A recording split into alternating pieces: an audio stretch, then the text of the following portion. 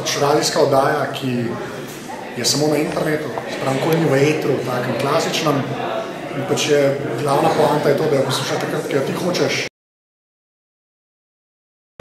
En moment pošljem, pa bom reče, da bi z vama govoril, pa se pa praviloma, kar je v Sloveniji gostov, se z njimi dobim, namen malo boljši mikrofon, ki lahko dva človeka posname, z parimi temi tujci, ki sem imel, pa tudi vse prek Skypa. Jaz mislim, da dosti svetlo, kar se mobilnih naprav tiče, ki je tega zmerno več, ne, vsak telefon že pride s slušalkami, ne, bolj idealnih pogojev za podcaste še ni bilo, ne. To so tudi že prej obstajali, ker je bilo to sam računalnik, je bilo težko je sedeti za računalnikom poslušati. En model zadeva reči, da sem model z računalnikom na mikrofonu. Pa kaj to pomeni?